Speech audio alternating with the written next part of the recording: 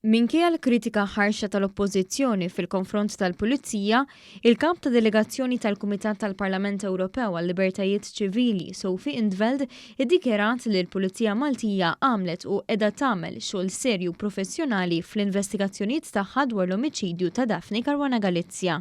F'kummenti lil ġurnalisti fit-tmiem laqgħa ta' sagħtejn fil-Kwartieri Ġenerali tal-Pulizija dwar l-investigazzjoni fil-qtil ta' Caruana Galizia, l-Europarlamentari in 't Veld qalet li d-delegazzjoni kellha diskussjoni twila mal-Pulizija u waqt li sostniet li ma tistax tidħol fid-dettall ta' dak li ġie diskuss, qalet li minn dak li rat tħoss li sar progress kbir fl-investigazzjonijiet tal-Pulizija dwar dan il-qtil.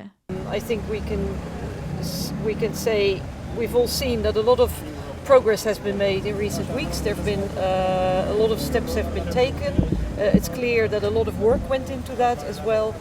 We can also see that although it is necessary for the police to practice the necessary discretion, that cases are not closed. The work is ongoing. Mistoqsija direttament jekk taqbilx mal-kritika li qed issir fil-konfront tal-Kummissarju tal-Pulizija u allura jekk din hix ġustifikata, il-kap tad-delegazzjoni tenniet li l-Pulizija Maltija għamlet xogħol kbir u nutat id-dedikazzjoni tagħhom f'din l-investigazzjoni li waslet biex fl-aħħar ġimgħat ġie arrestat u mressaq il-qorti is-suspettat mandant. Earlier, we've seen that a lot of hard work is going into it. There is a lot of dedication, but there's also a need to be discreet about ongoing investigations. That's the nature of the work, I think.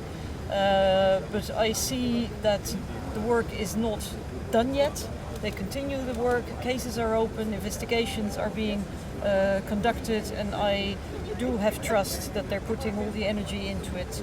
Hija kompli tisħaq li qed isir ħafna xogħol. I don't think that we can talk about details of cases or what cases, but I can tell you that a lot of hard work is being. Il-President tad-Delegazzjoni Ewropea kompli tittenni li l-Pulizija qed tagħmel xogħol professjonali anki bl-involviment tal-Europol. We ask questions, we get answers, and what I see gives me the feeling that yes, they're working very hard.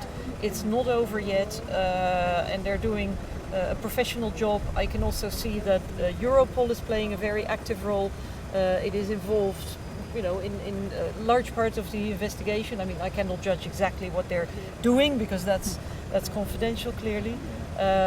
But yes, I see that they're doing a serious job. Mistoqsija dwar ir-rilaxx tal-ex-Chief of Staff tal-Prim Ministru Kembri qalet li l-Pulizija ma tistax taqbad u tarresta lin-nies jekk ma jkollix evidenza b'saħħitha. But there's also due process, and you have to take certain steps. You can't just, go around arresting people. You also have to have hard evidence.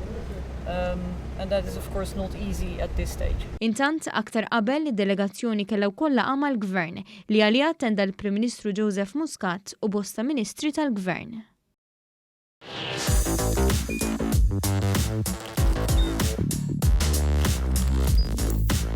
Idħol fuq one.com.mt u hemmhekk tista' tara l-programmi kollha li jxandru fuq One permezz ta' One Play.